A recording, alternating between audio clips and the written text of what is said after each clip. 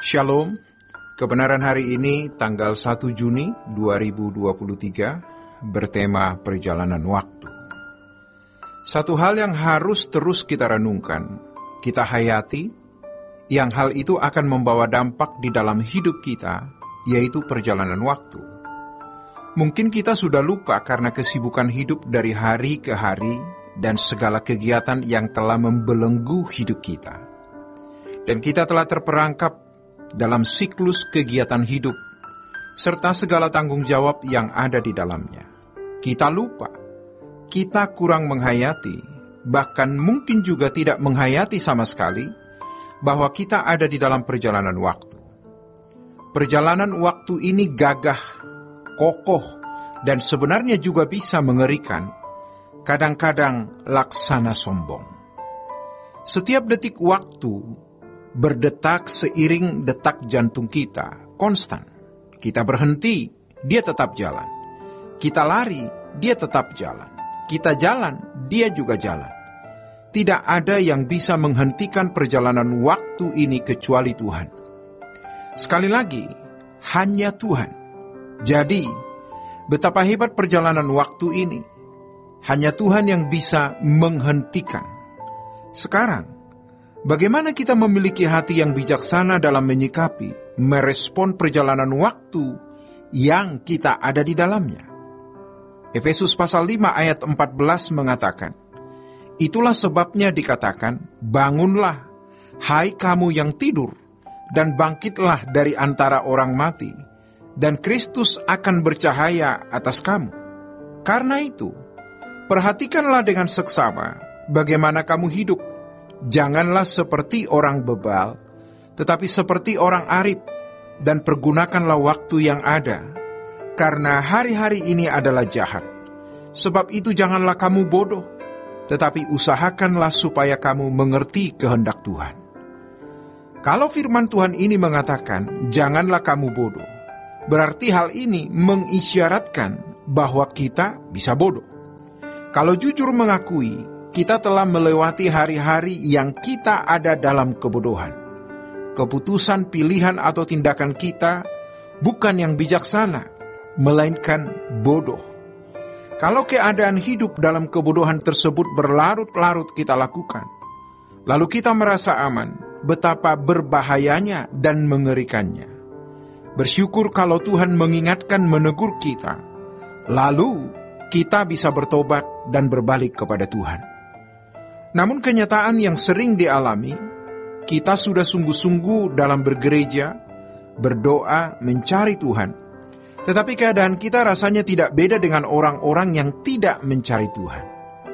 Bahkan, tidak jarang keadaan kita lebih terpuruk dari orang yang tidak sungguh-sungguh mencari Tuhan. Kita melayani Tuhan, sungguh-sungguh melakukan kegiatan pelayanan. Tetapi keadaan kita tidak beda dengan mereka yang tidak sungguh-sungguh.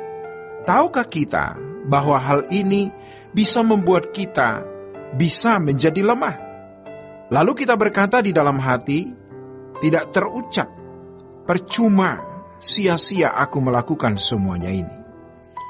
Lalu kita menyimpang, membuat selingan-selingan untuk bisa menyenangkan hati, memuaskan daging dan berkata, aman-aman saja. Kalau penyimpangan itu terus-menerus dilakukan, maka selera jiwa kita menjadi rusak. Itu seperti candu yang membelenggu hidup dan membawa kita kepada kebinasaan.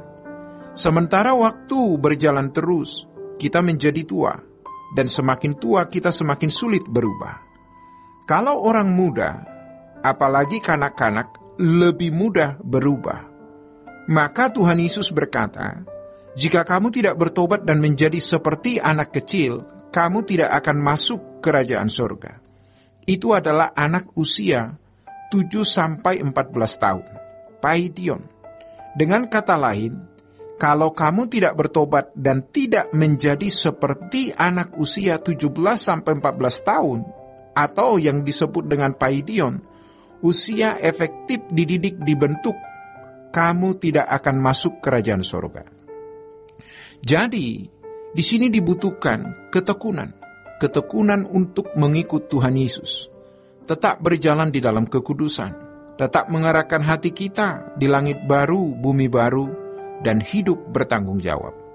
Yang penting, kita bisa melewati dari hari ke hari, tidak mimpi punya rumah mewah atau mobil mewah, tidak mimpi bisa jalan-jalan ke tempat jauh. Kalau Tuhan berkati, kita bisa beli barang bagus yang harga mahal, bisa wisata di tempat yang jauh. Kalau tidak cukup, tidak apa-apa.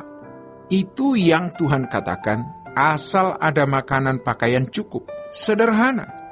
Tetapi ini prinsip hidup kekristenan, yaitu yang pertama, hidup di dalam kesucian Allah. Kalau sejak semula daging kita masih mau dipuaskan dan kita turuti, maka ketika sudah tua, sulit untuk hidup kudus.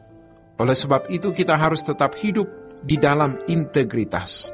Yang kedua, fokus langit baru bumi baru, sebab dunia bukan rumah kita. Yang ketiga, hidup bertanggung jawab dengan memaksimalkan potensi untuk mengabdi kepada Tuhan. Kalau seseorang tidak berjalan dengan Tuhan dalam proses perubahan untuk semakin berkenan kepada Tuhan, maka perjalanan waktu menjadi suatu hal yang sangat mengerikan.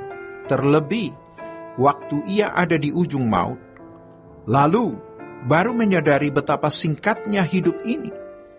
Umur 70, 80, bahkan 100 tahun dibanding dengan kekekalan tidak ada artinya.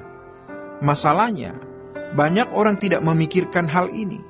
Bicara soal langit baru, bumi baru, atau kerajaan surga yang akan datang, dianggap tidak realistis seperti mimpi. Tetapi, kalau sudah di ujung maut, orang baru sadar betapa mengerikan perjalanan waktu. Kita bisa membuktikan suatu hari, ketika ada di ujung maut, kita akan merasakan betapa cepat waktu berlalu. Demikianlah kebenaran hari ini. Tuhan Yesus memberkati. Sola Gracia.